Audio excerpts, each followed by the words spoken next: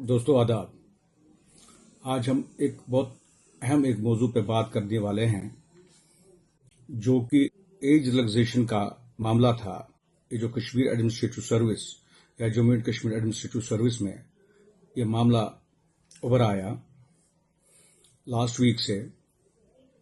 इसमें एक बहुत ही एक अहम बात हम आपके साथ शेयर करना चाहते हैं। वो ये है कि जो पॉलिटिकल पार्टी आपको ये बार बार बोलती है कि हम आपके वफादार हैं as compare to National Conference या कोई और पार्टी जिसका नाम पीडीपी है, पीपल्स डेमोक्रेटिक पार्टी, जो कि आजकल जिसकी सरपरस्ती आजकल महबूबा मुफ्ती जी करती है। 1918 में इसी बीजेपी या पीडीपी जिसको हम कहें, बीजेपी पीडीपी गवर्नमेंट ने 2018 में एक एसआरओ निकाला, जिस एसआरओ का नाम एसआरओ 103। उसके तहत इन्होंने ये जो एज लिमिट था फॉर ओपन मेरिट, इसको पहले 40 था। इन्होंने अंडर दिस एसआरओ 103 के तहत इन्होंने डाउन करके ओनली 32 रखा age limit for the open merit. आप देखिए 7 साल इन्होंने डाउन कर दिए। और फिर जो भी syllabus union public service commission में सिविल सर्विस एग्जामिनेशन के लिए होता है, वो कॉपी पेस्ट करके सीधे का सीधा हमारे यहां लोकल ये जो स्टेट पब्लिक सर्विस कमीशन है उसमें कर दिया अप्लाई। और आप देखिए उस वक्त अगर आप देखेंगे, यही पीडीपी गवर्नमेंट जो दोहार लगाती रहती है बार बार, उसके लीडर्स पर्टिकुलरली महबूबा मुफ्ती जी की एलिनेशन हो रही है, ये बेरोजगारी है, वो ये अपॉर्चुनिटीज नहीं है यहाँ के अनएम्प्लॉयड यूथ को। क्या वो एक्सप्लेन करेगी आज उन यूथ को जिनको उसने उस वक्त एक स्टैबिंग की, जो एज लिमिट था, अपर एज लिमिट बिफोर 2018 वो था 40 इयर्स। उसके बाद इसने दूसरा बड़ा एक इंपॉर्टेंट चीज है, it was done on 23rd of February 2018। अच्छा, ये जो अगर आप कंपेयर करेंगे इसी मामले को बाकी स्टेट से, आप देखिए यहां यूपी हो, महाराष्ट्र हो या मध्य प्रदेश हो, वहां एज लिमिट है कम से कम 40, और हरियाणा और उत्तराखंड में 42 इयर्स है। और यहां क्या किया साहब ने, इसी पीडीपी ने उसने इसको 32 कर दिया। एक वाहिद स्टेट है मुझे लगता है सारे हिंदुस्तान में या रीजन है जहां 32 इन्होंने रखा एज लिमिट। इसमें क्या होता था बेसिकली, ये जो यूनियन पब्लिक सर्विस कमीशन में या सिविल सर्विस जो ऑल इंडिया लेवल पे होते थे, उनमें अगर कोई रह जाता वो यहां अपेयर होता, हमारे लोकल जो एग्जामिनेशन होते हैं एडमिनिस्ट्रेटिव सर्विस के, उसमें अपेयर होता था। खैर उसमें ये होता था, एकोमोडेट होता था, अगर एज उसको थोड़ा बढ़ती भी, कम से कम 40। अब देखिए 42, इट इज 10 इयर्स डिफरेंस। 42 से लेकर इसने डाउन कर दिया, या हमारा पहले 40 था, मान के चलिए 40, वो 7 साल का तकरीबन इसने डाउन कर दिया। अच्छा, अब उसके बाद आप देखिए अटेम्प्ट्स, क्या अटेम्प्ट्स अनलिमिटेड होता था पहले, कितने एग्जामिनेशन अटेम्प्ट्स कर सकता है। अगर कोई फेल हो गया तो उसको कितने अटेम्प्ट्स मिलेंगे किसी न किसी दिन ये पास करने का, जब तक उसको एज लिमिट ना आए आड़े, उसको अनलिमिटेड था। इसने क्या कर दिया, Mehbooba Mufti lead government in 2018, उसमें इन्होंने 6 अटेम्प्ट्स रखे, उसका भी लिमिट कर दिया।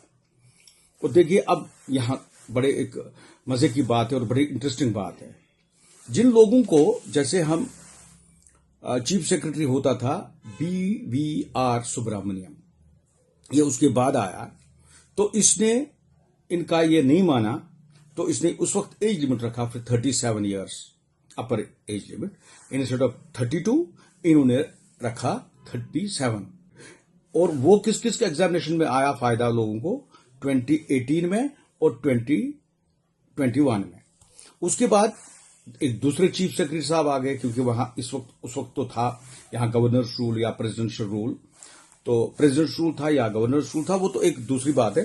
तो एक अरुण कुमार साहब होते थे, मेहता, अरुण कुमार मेहता एक चीफ सेक्रेटरी होते थे। इन 2022 व्हाट ही डिड, उसने फिर एक बार डाउन कर दिया 35, कम से कम 35 तो रखा, अदरवाइज इन्होंने रखा था 32 जो अब चलता है, और वो वापस आ गया बिकॉज एसआरओ है वहां। तो इन्होंने एक ऑर्डर निकाला, स्पेशल ऑर्डर, उसमें वो डाउन करके इन्होंने 35 एज लिमिट रखा। 2022 का जो एग्जामिनेशन था उसमें एज लिमिट यही था। अब अपील की थी या यहां के एस्पिरेंट्स ने, जो यहां के बेरोजगार बेचारे जवान हैं, लड़का लड़कियां, उन्होंने क्या किया, उन्होंने एक लेटर लिखी चीफ मिनिस्टर को कि भाई हमको एक वही दे दो जो बाकी स्टेट्स पे एट पार कर दो। अच्छा, उन्होंने जब फाइल दी तो अब उस पर एक राव खड़ा हो गया। एलजी साहब बोलते हैं कि इसने लास्ट मोमेंट पे मुझे फाइल भेजी, चीफ मिनिस्टर बोलता है कि मैंने भेजी फाइल, वो कहते हैं अप्रूव भी हो गई, हमने अप्रूव भी कर दी, उन्होंने कर दिया नहीं वो उसके बाद अमल कोई। तो अल्टीमेटली उसमें अजीब सा हो गया। तो तब तक फॉर्म भी भरे थे लोगों ने और एग्जामिनेशन भी उन्होंने कंडक्ट किया। हालांकि 2 चीफ मिनिस्टर ने कहा और क्लेम भी और सर्कुलेट भी किया सोशल मीडिया पे एक लेटर अपनी, जिसमें यह कहा गया कि चीफ ये जो चेयरमैन है पब्लिक सर्विस कमीशन का मिस्टर चौधरी साहब, तो उन्होंने कहा कि भाई नहीं, this is too late now. अब हमने किया है schedule on this Sunday, last Sunday जो एग्जामिनेशन हुआ, तो उन्होंने शेड्यूल डेट पे एग्जामिनेशन लिया। अब मसला यह है कि इस पे एक राव यह खड़ा हो गया था कि वो कहते हैं कि भाई एलजी साहब ने नहीं कर दिया इन टाइम। तो एलजी साहब ने बोला नहीं जी, चीफ मिनिस्टर के ऑफिस से नहीं आया। बहरहाल ये तो एक राव हो गया, तो वो भी डाई डाउन हो गया। मगर आपको यहां ये सोचना चाहिए लोगों और मेरे साथियों, अब बताइए आप कौन सिंसियर, हमें इस स्टेट को कौन सिंसियर है पार्टी, पॉलिटिकल पार्टी? क्या ये पॉलिटिकल पार्टी जो इस वक्त रूल कर रही है, जो ये वादे कर रहे थे, जिन्होंने अपने ये जो नेशनल कॉन्फ्रेंस है, जिन्होंने ये कहा था कि पावर हम 200 यूनिट्स फ्री देंगे, फिर उसके बाद कुकिंग गैस सिलेंडर्स देंगे, कुछ और देंगे, कुछ ये करेंगे, स्पेशल स्टेटस का कोशिश करेंगे वापस आने का, और बहुत सारे उन्होंने जो वादे किए थे अपने मैनिफेस्टो में, इलेक्शन मैनिफेस्टो, वो भी नहीं हुए। दूसरा, अब लीजिए जो इस वक्त विक्टिम कार्ड खेल रहा है, यही पीडीपी। पीडीपी में कुछ ऐसे लोग हैं who are not public friendly और पीपल फ्रेंडली पीपल। वो जो वहां मॉन्स्टर है, I will not hesitate to call them even the monster, because वो जिन है। उनका यही है कि किस तरह लोगों को सताया जाए। महबूबा जी भले ही ये समझे ना, मगर कुछ लोग वहां ऐसे हैं जो पेस्ट बन के अंदर अंदर घुस रहे हैं और लोगों को एंटी पीपल, जो भी कारनामा करते हैं, काम करते हैं, वो एंटी पीपल करते हैं। बिकॉज मैं अपनी किताब में भी लिखा है मैंने कि महबूबा इज नॉट दैट, वो एक जिसको एक आउटलुक होगा, ये मैं कहूंगा कि विजनरी कोई लीडर होगा या स्टेट्समैन कहें, तो यहां तो बहरहाल स्टेट्समैन तो जमाना खत्म हो गया। वो ये तो पावर पॉलिटिक्स है, यहां कोई स्टेट्समैन नहीं है, किसी को प्यार नहीं है लोगों का। मगर अपनी गद्दी संभालने के लिए या पावर में रहने के लिए they make certain promises to the people only to be in power and to rule them. उनका मकसद यही होता है। मगर उस मकसद में भी आप देखिए अंदर अंदर से क्या हो रहा है। किसको पता था 2018 में इसी महबूबा ने हमारा ये जो बच्चे हैं इनको कैसे एलिनेट करने की कोशिश की।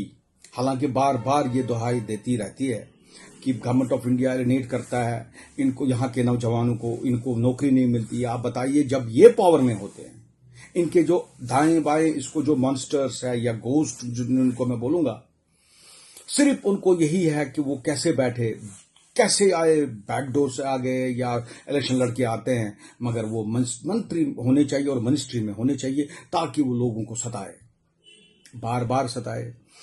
इसीलिए मैं कहता हूं कि ये जो कश्मीर है, particularly I will refer to Kashmir valley only, बहुत ही बदनसीब एक वैली है ये, जहां कोई लीडर, कोई अच्छा जिसको मोहब्बत हो, प्यार हो यहाँ के लोगों का, उनकी ये मैं कहूँगा उनकी प्रोग्रेस के लिए, प्रॉस्पेरिटी का कोई एक लगन हो, तो एक कौम को बनाने की लगन हो, नहीं है कोई। अगर मैं दाएं बाएं देखता हूँ, सब अपने लगे हैं बिजनेस में। It's a business for them because it's a power politics. वो जमाना खत्म हो गया जब बड़े मुखलिस होते थे वो लीडर जो सड़कों पे मरते थे, फिर बाद में जिन्होंने कौम बनाए, कौम को संवारा। आप दाएं बाएं देखिए, हमारे जो बदकिस्मती हमारी ये है कि अब हमारा ये मैं कहता हूं 200 साल हो गए सिख रूल में, 100 साल हो गया हिंदू रूल में। अब देखिए 4वां साल भी हम उसी रूल में चल रहे हैं। अब कहिए 400 साल में हमारा जो यहां, हालांकि अगर हम जाएंगे उससे पहले sick rule, Afghan rule and कौन कौन सा नहीं हमें मुसीबत देखे हैं।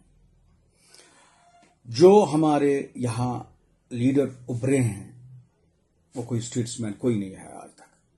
उसने कभी नहीं सोचा कि ये हमारा जो कश्मीर है ये कहाँ ठीक रहेगा, कैसे संभलेगा और एक कौम की सूरत में कैसे उभरेगा सारे इस भरेजम में।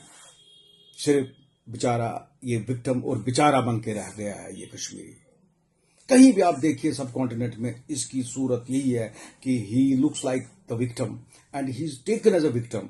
उधर हो इधर हो, अब जब भी अब बर्फ गिरती तो इसी के कंधे पे गिरती है। जहां भी हो, ये किधर भी जाए, या तो ये सस्पेक्ट है, उधर है सस्पेक्ट, इधर है सस्पेक्ट, पार भी है सस्पेक्ट, आर भी है। कहना ये है कि अब इसकी देखिए दुर्गत अपनों की, गैरों की तो क्या बात है, हमको अपनों ने लूटा है।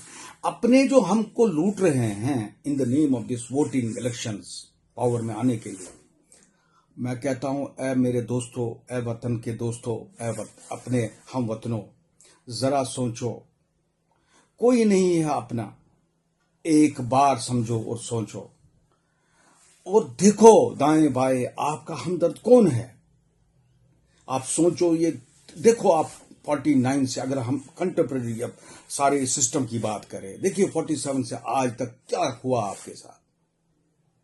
जो हमने देखा बहुत ही बुरा हमारे साथ हो रहा है और इससे भी बदतर मुझे लगता है होने वाला है। अपने आप को संभाल के रखिए और खुश रहिए, कोशिश करिए अच्छी जिंदगी जीने की। खुदा हाफिज, अस्सलाम वालेकुम।